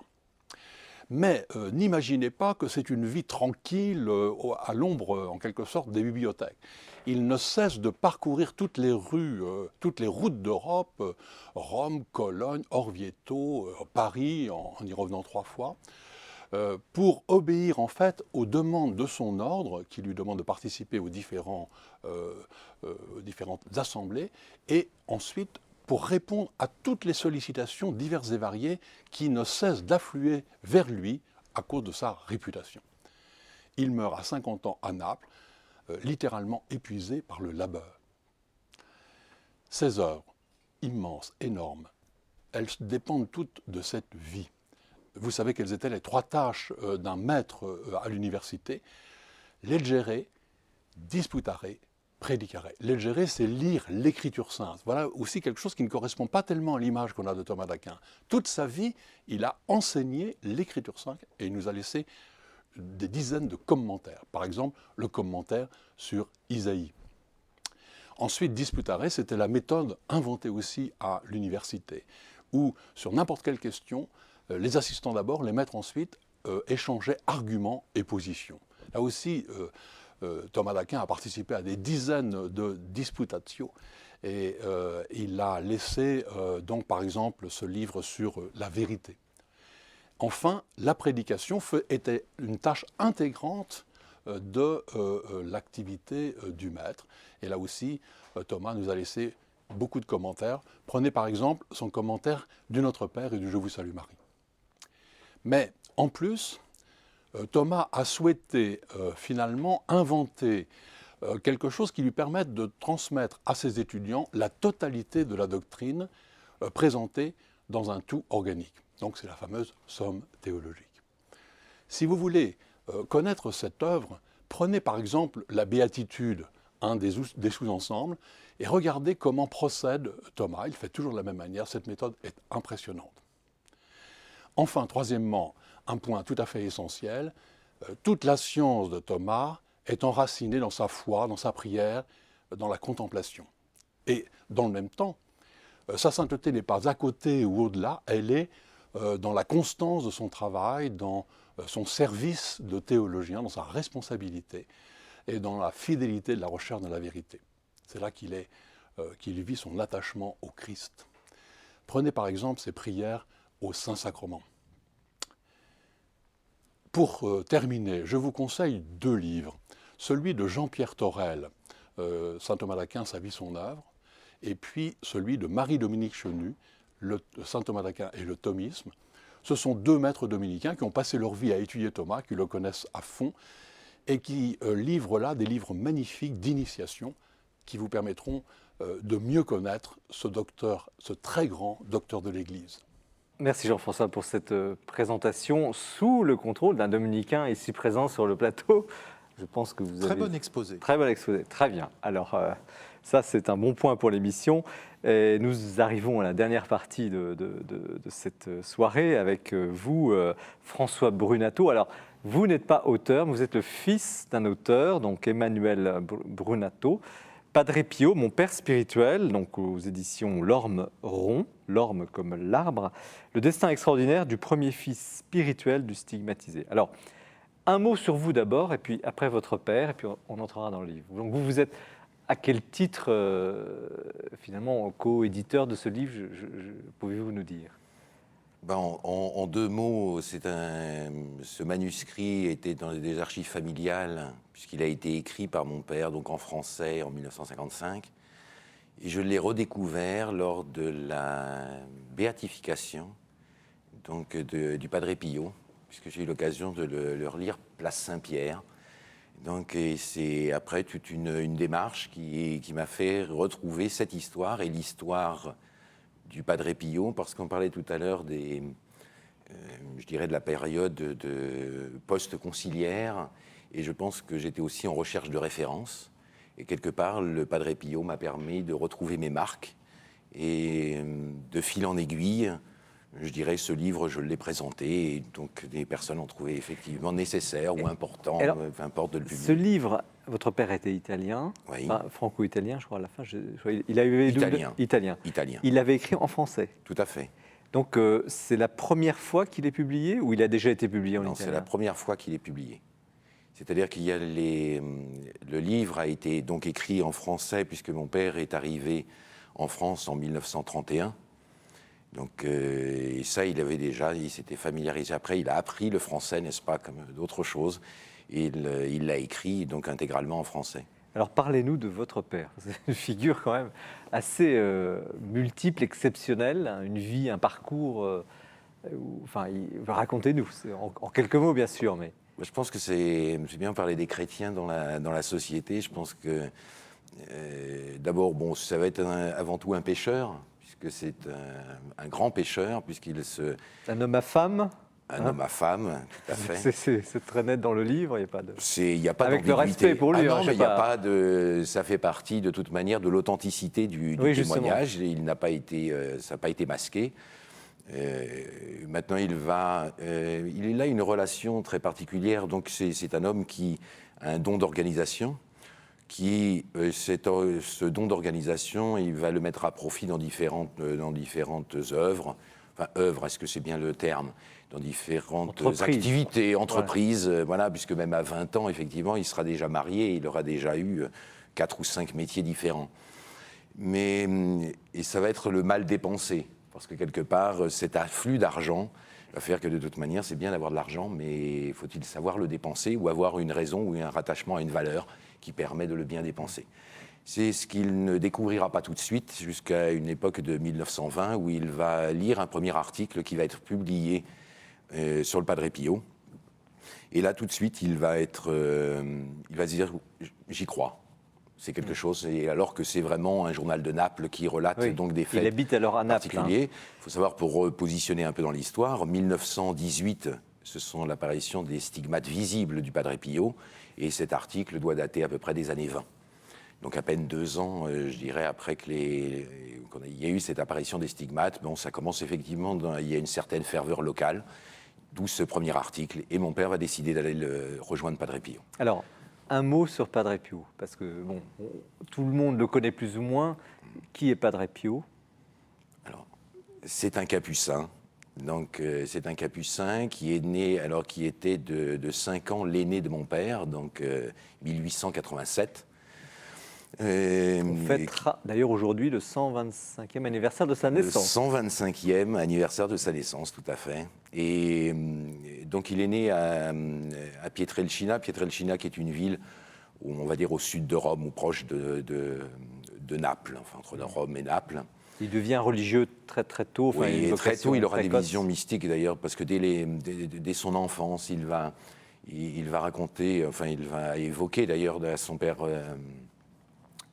spirituel, à ce confesseur, il va évoquer des visions mystiques, et il dit, mais comment ça déjà, jeune, il disait, bah oui, vous ne voyez pas la Sainte Vierge et les anges? Enfin, il était surpris que personne ne les voit. Donc il a déjà quand même des manifestations, on va dire, surnaturelles, très jeune. Et on va le considérer pratiquement comme mourant pendant plusieurs années, parce que jusqu'au service militaire, où chacun va penser qu'il souffrait d'une pneumonie. Donc il va être comme constamment malade. Et finalement, il entre donc chez les capucins. Et il entre. Et donc à Pietrelcina, alors je faisais la relation avec la maladie, parce qu'il est envoyé dans cette ville des Pouilles, donc à San Giovanni Rotondo, où il restera 50 ans. Et c'est justement parce que cette ville était légèrement en altitude, proche de la mer, et légèrement en altitude, et donc il était un climat où on s'est dit, peut-être que ce climat sera plus favorable. Et là, il vit dans un monastère. Tout à fait. Et il attire à lui... petit monastère, puisqu'il y avait 5 moines lorsqu'il est arrivé à San Giovanni. Et il attire à lui les foules, mais aussi les foudres de l'Église, parce que oui, alors ça là, se passe très mal. On arrive dans le cœur du sujet, ou le cœur de la mission après du Padre Pio. Le Padre Pio, alors le phénomène qui a été vu effectivement par les stigmates, parce que c'est souvent ce qui est relaté, bien sûr, puisqu'il est considéré comme le premier prêtre stigmatisé de l'Église. Et à ce titre, bon, Après Saint François, quand même. Non, parce que il n'était pas Oui, il prêtre. n'était pas prêtre. Saint François n'était pas prêtre. Eh bien oui, on apprend tous les jours. Voilà. J'étais persuadé que Saint François était prêtre. Non, et Merci. bon, certains l'ont appelé dans les livres le Saint François du XXe siècle. Donc et de toute manière, c'est un franciscain. Donc de toute Oui. manière, Mais il est alors dans la- combattu, parce qu'on ne reconnaît pas, ou on a du mal à reconnaître. L'Église elle-même a du mal à reconnaître. Alors, l'Église, alors là, c'est là que là, les choses se compliquent, parce que ça dépend ce que l'on met derrière l'Église. On va dire que certaines personnes de l'Église ont du mal ou certaines personnes de l'Église ont du mal à admettre le Padre Pio. Et ceci, au départ, dans la région même des Pouilles, puisque c'est une province qui est très déchristianisée, puisque on a affaire plus au communisme et aux francs-maçons à l'époque. Les églises sont quasi vides. Et le Padre Pio va attirer à lui, finalement, une piété populaire, je dirais très authentique, puisque finalement, il ne faisait que confesser et dire la messe. Donc, il n'avait pas d'autres activités de ces journées. Donc, il pouvait être le confessionnel, c'était quand même quelque chose comme 15 ou 18 heures, parfois par jour. Donc, Ouais, c'était quand un même peu une comme le activité curé d'Ars, prenante. finalement. Voilà. Et alors, c'est là qu'intervient l'histoire fabuleuse, passionnante du livre, inattendue d'ailleurs, parce que franchement, quand j'ai lu ce livre, je me disais, bon, Padre Pio, c'est vrai que tout le monde ne partage pas cette piété, mais justement, ce récit, votre père écrit des notes, hein, il est auprès de lui, au jour le jour, c'est très frais, très vrai, donc des notes sur des manifestations, et votre père joue un rôle justement auprès du Padre Pio, décisif, parce qu'il va l'aider justement à déjouer un certain nombre de problèmes avec l'Église. Alors, racontez-nous, donnez-nous quelques exemples. Déjà, effectivement, il a une vie tout à fait extraordinaire parce qu'il va se rendre, donc, comme je disais tout à l'heure, il se rend à San Giovanni Rotondo et il va rester à San Giovanni pendant 3 ans. Il va être hébergé dans le couvent, dans la cellule voisine du Padre Pio, et à sa demande. Et donc, il arrive en tant que laïc, et c'est le premier laïc à avoir cette présence. Et clairement, d'ailleurs, au bout d'un certain temps, le Padre Pio, les confrères de Padre Pio poseront la question, mais est-ce que maintenant, Emmanuel, il ne serait pas temps que tu te joignes à la communauté Et le Padre Pio dira jamais, jamais, jamais. Comme ça, les choses étaient tout à fait claires et limpides. Et je pense que c'est bien relaté quand même au niveau du livre que mon père simplement a été donc le premier converti lui s'estimait le plus grand converti de Padre Pio parce que grand pécheur auparavant. Il va y avoir cette rencontre avec le Padre Pio et cette rencontre commencera par le confessionnal. Et après cela, mon père va se donner effectivement corps et âme, si ce n'est qu'il va être vraiment le proche parmi les proches. Il sera également d'ailleurs son servant de messe attitré. Donc il aura sa place au cœur à ses côtés. Et ça va même aussi beaucoup plus loin. Quand il est, par exemple, excusez-moi, on avance, mais quand on accuse, je ne sais plus, des prêtres d'avoir commis un meurtre, etc., votre père, quasiment sous l'habit d'un journaliste, fait une enquête et finalement déjoue complètement le complot. Et la même chose aussi pour les enquêtes à Rome, où on disait du mal du Padre Pio. Et votre père a en quelque sorte le bras, la tête et les jambes. Il est vraiment en action.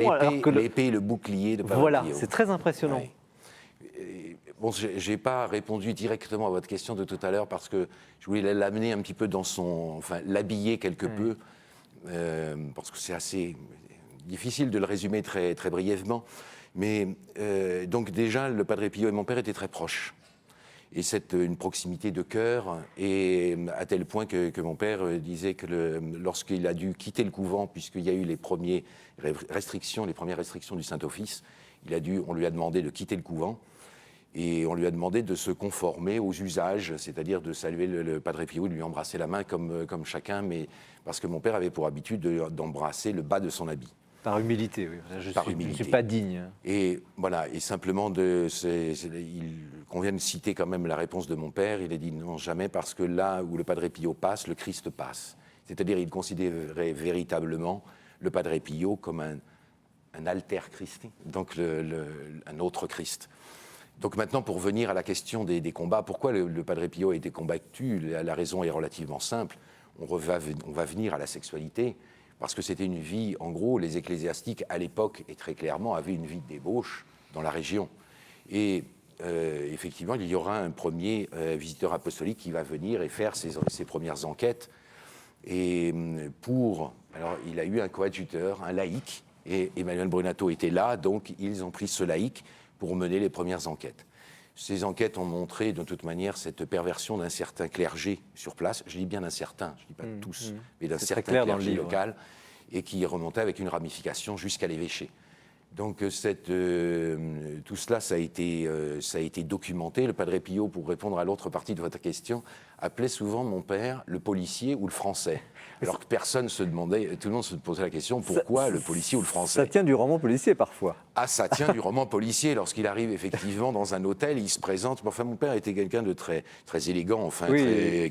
avec un certain charisme. Donc il arrive d'acteur. dans un hôtel.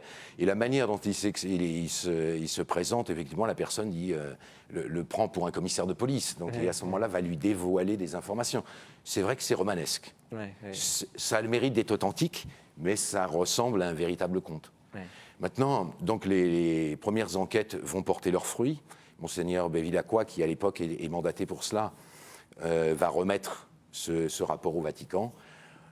Le problème, c'est que les condamnations du Saint-Office ne cessent pas pour autant. Ça veut dire qu'il faudrait, quand on parle de condamnation du Saint-Office, c'est-à-dire que le Padre Pio n'avait plus le droit à ce moment-là donc de pouvoir célébrer la messe en public ni de pouvoir confesser. En gros, il était un peu reclus dans le couvent. Et ça a duré quand même plusieurs années. Donc, ensuite, parce que mon père a fait une autre rencontre aussi, c'est Don Orione. Alors, donc, on ne connaît pas toujours en France, mais Don Orione, qui est comparé un peu comme le Saint-Vincent de Paul italien. C'était un disciple de Don Bosco, c'est ça? C'est lui? Oui, tout à fait. C'est un des premiers. Enfin, c'est d'ailleurs un miracle qui a été retenu pour la cause de béatification dans un premier temps de Don Bosco. Oui. Et donc mon père va venir avec cette documentation, la présenter tout d'abord à Don Bosco, qui va la transmettre aussi auprès du Vatican, parce que mon père écrira d'autres livres que celui-là, mais qui ne seront jamais publiés, qui seront uniquement des livres de défense de Padre Pio, et qui seront uniquement destinés, je dirais, à une hiérarchie vaticane. Donc il y a encore des choses qui ne sont pas publiées sur Padre Pio de première main. Oui, très clairement. Vous avez dans vos archives des documents. Oui. Et vous allez les publier un jour? Non. Pourquoi? Parce que le Padre Pio lui-même ne souhaitait pas que ça le soit publié. Je pense qu'aujourd'hui, ce qui est peut-être plus important, c'est de regarder le message et la mission du Padre Pio, plutôt que de revenir sur des faits, tristes faits. Mais est-ce nécessaire réellement aujourd'hui de revenir et de ramener toujours la même boue sur l'Église? Je pense que l'Église aujourd'hui n'a peut-être pas... C'est absolument pas nécessaire de ramener cette boue. Oui, des affaires très locales, très circonstanciées de cette époque. Alors maintenant, le problème de l'affaire locale, c'est que cette affaire locale, ensuite, c'est un cardinal qui va quand même, et à la demande, je dirais du Vatican cette fois, que mon père va recevoir des mandats. Alors, encore une première, un laïc qui reçoit des mandats, surtout à l'époque, qui lui donnait, je dirais, un accès total au Vatican, c'est-à-dire même aux lieux les plus secrets et confidentiels du Vatican. Toujours dans le même esprit d'essayer de faire la vérité, la vérité, lumière puisque sur ce Padre finalement, ce qui a été démontré, c'est que finalement, c'est toute une chaîne, je dirais, on va l'appeler simplement de corruption, qui était au départ dans un clergé local, mais qui remontait jusque dans l'entourage du Saint-Père. On a semé la calomnie sur le Padre Pio pendant des années. Ah oui, parce qu'il était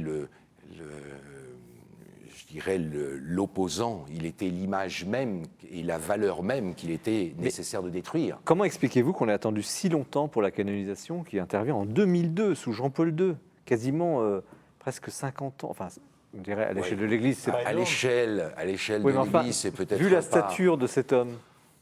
Oui, aujourd'hui, alors peut-être parce que justement, il a été, le Padre Pio a eu beaucoup de détracteurs, il était peut-être compliqué ou difficile, je dirais, de réunir un consensus, peut-être parce que ses opposants étaient toujours éventuellement présents, donc il y avait quand même cette difficulté. Pierre Dominique Coumbrach, ça vous choque un peu cette lenteur ou ou ces tribulations Non, la lenteur, non. Il faut quand même prendre le temps de voir les choses. Les tribulations, je crois, sont un peu inévitables, malheureusement, et on touche là à des problèmes qu'on a abordés tout à l'heure autrement.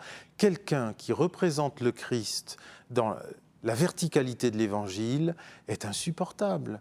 Non seulement du monde en tant qu'il ne veut plus du Christ, mais parfois des chrétiens en tant que ceux-ci cherchent à composer. Au fond, ce que tout le monde cherche, c'est un Évangile qui ne dérange pas.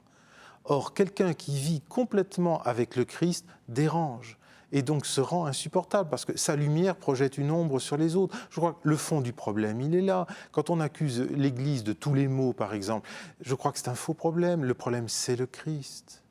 Il fait la vérité sur notre situation. Donc quelqu'un comme cet homme très humble qui en plus est semble-t-il, assimilé au Christ d'une manière toute spéciale, enfin dans son sacerdoce mondial, enfin dans la rédemption sur la croix, enfin assimilé au Christ, devient insupportable pour les médiocres. C'est le problème du péché. Je crois que le fond du problème, c'est le péché qui hurle lorsque le Christ arrive. Parce que le Padre Pio, il y a beaucoup d'exemples, vivait de façon extrêmement ascétique. Enfin, il était bon, il vivait la passion apparemment, il avait les stigmates. Il mangeait très peu, enfin, il avait une vie... Ouais, c'était au maximum un repas par jour, et encore, il pouvait passer plusieurs semaines sans prendre aucune nourriture, donc c'était pas le... Ça, c'est des faits, mais bon, ça c'est le côté un petit peu... Oui, spectaculaire, disons. Spectaculaire du Padre Pio, où on relève effectivement des températures, où on a relevé une température corporelle de 48 degrés, etc. Donc ça, ce sont toutes des choses qui étaient dans l'extraordinaire, mais je partage tout à fait votre point de vue. C'est le Christ qui dérange, et c'est le Christ qu'on n'accepte pas, parce qu'il est une véritable valeur, c'est-à-dire qu'il ne faisait pas... Padre Pio n'avait pas... D'ailleurs, il ne prêchait pas, mais il recevait en confession... Et il revivait effectivement la messe, enfin lors de la messe, il revivait la passion du Christ. C'est tout. Il n'a pas fait d'autres éléments. Alors à part une grande œuvre quand même, après, alors peut-être c'est le rattachement aussi avec notre propos de tout à l'heure, et il est vraiment dans la vie d'aujourd'hui, parce qu'il est un témoin aussi d'aujourd'hui. Il a construit un hôpital juste à côté, un hôpital qui est l'un des plus modernes d'Europe, et que là, en plein milieu de nulle part. Mais la question des stigmates, alors on arrive à la question du corps, Xavier Lacroix. Oui, donc justement, je connaissais peu le Père Pio avant d'avoir lu ce livre. Et ce qui m'a frappé, donc, c'est la place que prend le corps dans ce récit, puisque ce livre accorde beaucoup d'importance aux stigmates, d'une part, à la bilocation, d'autre part, à des miracles, en troisième lieu. Bilocation, donc la possibilité d'être à deux endroits différents, d'après le récit, vu à deux endroits différents. aurait été vu à des endroits très éloignés, des centaines de kilomètres de distance, au même instant, au même moment. Par des témoins, et plusieurs témoins d'ailleurs. Oui. Donc cette place importante des miracles corporels m'a intrigué. J'étais étonné qu'elle prenne très vite autant de place, parce que votre père connaissait à peine le Padre Pio, on parle déjà des stigmates. Il semble qu'il ait eu les stigmates très, très jeunes, le Padre Pio. Ça m'a intrigué parce que Saint François d'Assise, par exemple, c'était à la fin de sa vie. C'était vraiment quand il était vieillissant, peu avant de mourir, qu'il a eu les stigmates au sommet du mont Alverne. Tandis que là, donc très tôt, il semble qu'il les ait eus. Oui. Quel âge avait-il? Puisque c'était 1918, il est de 1887. Oui, donc quasiment 30 ans. Donc vous confirmez l'idée que le corps a beaucoup d'importance dans son existence ou pas? Peut-être que ce sont les récits ou bien est-ce que c'est la vérité? Je pense que dans ce livre, il y a des choses qui marquent. Alors, peut-être, enfin, c'est pas. Permettez-moi de faire cette réponse de cette manière-là. C'est-à-dire que chacun va y retrouver quelque chose, il y a quelque chose qui va l'interpeller. Moi, je n'y ai pas vu une attention particulière. Peut-être une chose qui est importante à savoir quand même, c'est que mon père a été le premier biographe du Padre Pio, c'est-à-dire la première biographie qui est sortie de Padre Pio, c'est Manuel Brunato qui l'a sortie. Donc, il y a un certain nombre de... Là, on n'est pas dans un rapport d'historien, c'est véritablement du vécu et de l'information de première main. Oui, c'est ce qui fait la force de ce livre. Ce sont quasiment des notes quotidiennes, des petites notes qu'il a dû prendre le soir. Il raconte des choses très très factuelle. Mais pour revenir à la question des stigmates, Père, comment l'Église, est-ce qu'il y a un doute, est-ce qu'il y a un problème sur la question des stigmates et donc la question du corps Sur ces stigmates à lui, non, l'Église a quand même reconnu, me semble-t-il, la vérité de ce qu'il a vécu. Mais de quoi s'agit-il? Au fond, il s'agit d'une personne que le Christ se choisit pour lui faire vivre pendant quand même souvent de longues années sa passion de manière plus particulière que pour tout chrétien. Alors que d'une certaine manière, ça n'est que le cas extrême. Vous voyez, on parle beaucoup aujourd'hui des voyages de l'extrême, etc. C'est le cas extrême de la situation de tout chrétien. Nous sommes assimilés au Christ. Pour ressusciter un jour, nous devons passer par la croix tous. Et je pense que pour certains, le Christ s'en choisit, non pas de manière spectaculaire, mais de manière radicale, pour figurer, pour manifester de manière plus particulière que la mission du chrétien, c'est de passer par la croix du Christ pour sauver le monde. Mais qu'est-ce que ça veut dire vivre la passion? Il semble que cela veuille dire vivre dans sa chair les blessures même du Christ, donc les stigmates, donc les plaies des clous et du côté, et sans doute davantage avec un moment probablement de perte de conscience entre le jeudi et le vendredi. Donc ressentir les souffrances. Oui, ressentir les souffrances matériellement prises. Alors c'est ça qui impressionne. Je pense aussi plus profondément, et il y a les autres témoignages, Marthe Robin et quelques autres, ressentir le poids de la rédemption du monde que le Christ a accompli le jour du Vendredi Saint, donc le poids du péché.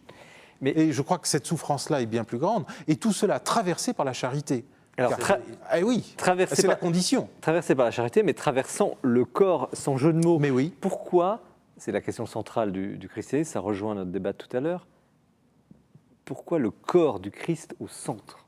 Parce que le Christ a voulu s'incarner et le vivre lui-même, et il n'y a aucune nécessité, d'ailleurs il n'avait aucune pour lui, c'est parce qu'il l'a bien voulu, et il y a encore moins de nécessité pour les témoins qu'il se choisit. Je pense que c'est une œuvre de manifestation, pour nous rappeler que la passion, c'était physique. Xavier Lacroix. Est-ce qu'on peut dire, Est-ce qu'on peut dire que la vie de Padre Pio donc, était centrée principalement sur autre chose? Par exemple, l'accueil des pécheurs, le sacrement de pénitence, que sais-je.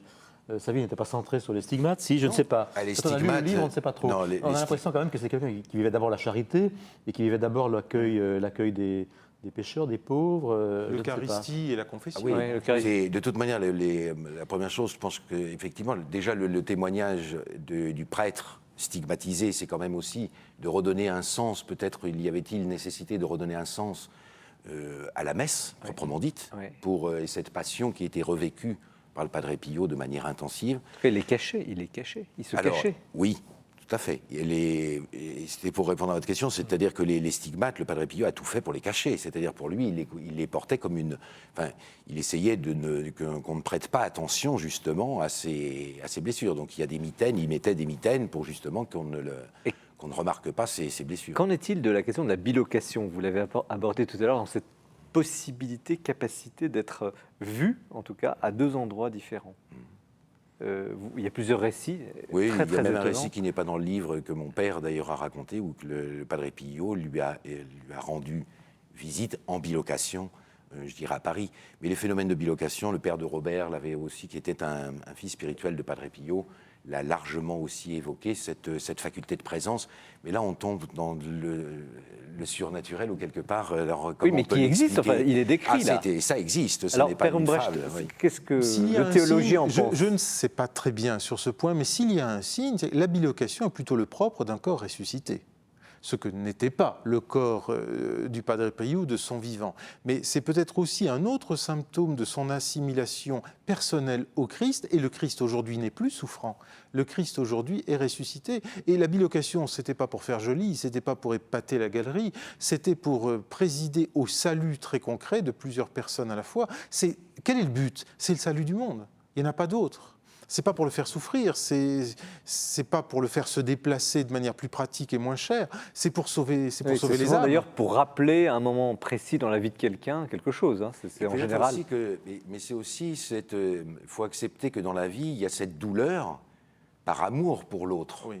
C'est aussi ça, le merveilleux témoignage que moi, j'ai trouvé dans cette lecture, enfin je peux le dire, c'est pas moi qui l'ai écrit, donc, mais ce témoignage vibrant d'amour, d'humanité du Padre Pio, Non pas souvent qu'on représente le Padre Pio comme un vieux moine dans une chaise roulante. Il n'a été dans une chaise roulante qu'un an de sa vie. C'était quelqu'un plein de vie, mais avec toujours le regard sur l'âme de celui qu'il rencontrait. Mais sauver une âme avait un prix. Et le prix, c'était son sacrifice. Donc c'est un merveilleux témoignage d'amour et qui nous rappelle peut-être aussi cet engagement du Christ, parce que si le Christ a accepté d'être sur la croix, c'est quand même par amour, c'est pas... et peut-être justement dans la vie où on est en manque de valeur, où on recherche un peu des éléments, c'est-à-dire que la vie, il y a une partie plaisir de la vie, il y a des choses qui sont des plaisirs humains à partager. D'ailleurs, une petite anecdote en passant, un jour de vendredi saint, un jour de jeûne absolu, Ah oui. il y a un plateau de fruits qui est là, on ne sait pas pourquoi, et Padre Pio invite votre père à partager ce mets pour mon père dire était quelqu'un de tout à fait entier, donc quelqu'un entier, puisqu'à un moment donné, quand il avait une maison, parce qu'il est resté donc 3 ans dans le couvent, et ensuite 3 ans où il a Pour dire que la souffrance n'est pas le dernier mot, c'est aussi une vie normale. Oui, parce que mon père avait tendance à se donner quelquefois justement d'avoir certaines restrictions. Il se donnait quelques restrictions et que le Padre Pio a voulu compenser. Où un jour, justement de Vendredi Saint, il appelle un de ses confrères en lui disant dis donc, on a reçu une belle corbeille de fruits. Prépare-moi donc un peu de ces fruits merveilleux avec un peu de chocolat, un chocolat chaud. Et on est tout à fait estomaqué. Le Padre Pio, qui lui déjà ne se nourrissait pratiquement pas, demander Saint, Vendredi Saint, c'était inconcevable. Il témoigne aussi d'une grande liberté dans ce livre. Mais ce qu'il va dire derrière, et c'est là qu'on a le message d'amour qui est derrière, c'est que derrière, il va dire, mais tu prépareras deux parts pour que Emmanuel se joigne à moi. Parce que mon père avait jeûné déjà depuis longtemps, et ce que voulait le Padre Pio, c'est l'amener, Emmanuel, à venir à côté de lui et partager cela, parce que ce qu'il s'infligeait allait trop loin. Ouais. Alors il y a un autre sujet, on pourrait encore une fois parler longuement, la question de la prévision, une vision prophétique. Il voyait, il était capable, parfois il a sur la mort de quelqu'un, il prédisait l'avenir. Oui, Padre je Pio. le disais tout à l'heure là on le disait de manière, on va dire peut-être un peu anecdotique, avec l'histoire du policier ou du français, puisque donc mon père quittera en 31 donc les policiers pour les enquêtes, le français parce qu'il partira en 1931 à Paris. Mais je dirais que le Padre Pio avait annoncé d'ailleurs que l'Angleterre se convertira, mais pas tous en même temps. Donc il y a plein de prémonitions comme ça qui ont été amenées.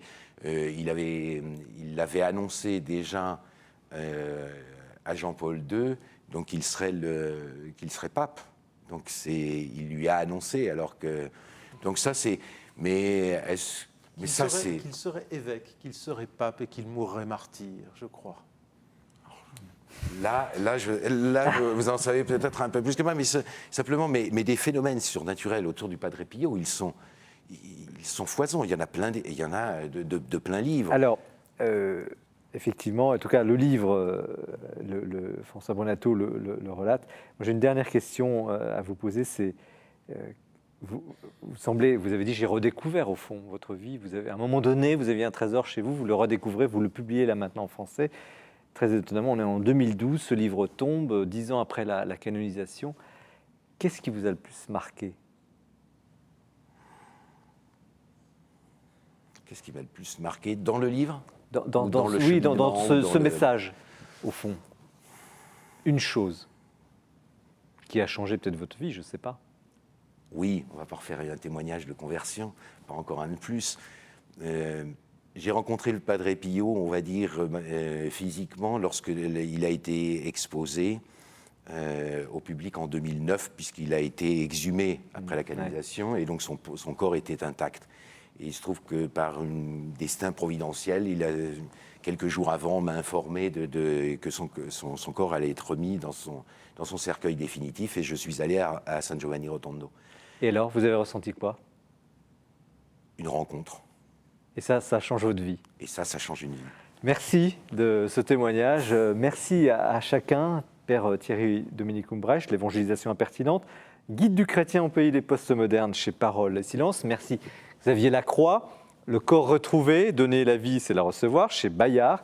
Et merci François Brunato pour le livre de votre père, Emmanuel Brunato, Padre Pio, mon père spirituel, Le destin extraordinaire du premier fils spirituel du stigmatisé chez l'Ormeron. Merci également de votre attention à cette émission. Vous savez que vous pouvez bien sûr la retrouver sur les sites de KTO, du Jour du Seigneur et de la Procure. J'espère que nous avons pu ce soir partager cette passion, ce goût du livre et ce goût de la découverte, ce goût du débat aussi et de l'intelligence. Merci encore une fois à chacun de vous. Très belle soirée et nous nous retrouvons dans un mois.